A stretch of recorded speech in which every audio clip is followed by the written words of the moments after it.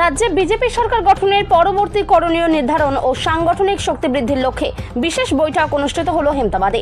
শনিবার দুপুরে বিজেপির হেমতাবাদ 2 নম্বর মণ্ডল কমিটির উদ্যোগে হেমতাবাদ মাল্টিপারপাস হলে মণ্ডলের সকল সদস্য, মোর্চার সভাপতি, শক্তি কেন্দ্রের প্রমুখ থেকে শুরু করে মণ্ডলের দায়িত্বে থাকা সকল কর্মীদের নিয়ে বিশেষ সাংগঠনিক বৈঠক অনুষ্ঠিত হয়, যেখানে মণ্ডল সভাপতি বিপ্লব সরকার, যুব মোর্চা সভাপতি সুজিত কুমার শীল, সাধারণ সম্পাদক মলয় কুমার দাস সহ অন্যান্য নেতৃত্বরা উপস্থিত ছিলেন।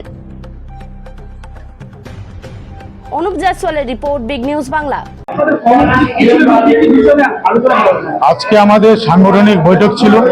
দেখুন, আমাদের গত মে মাসের 4 তারিখ রেজাল্ট বেরিয়েছে। আমরা সারা বাংলায় ভোটে জয়লাভ করেছি, আমরা বিজয় উল্লাস করেছি।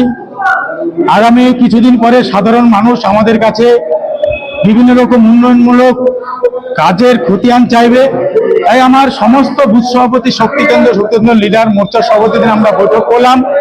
আমাদের যে বর্তমান সরকার, আমাদের নেতা শুভেন্দু অধিকারীর নেতৃত্বে যে সরকার চলছে, জনকল্যাণমূলক যে সমস্ত সুবিধা সাধারণ মানুষের মধ্যে পৌঁছে দিতে যে করণীয়গুলো থাকবে সেই কাজগুলো আমরা করব এবং আগামী দিনে আমরা জনসাধারণের হয়ে কাজ করব, সেই বার্তাগুলো আমরা কর্মীদের মধ্যে দিলাম।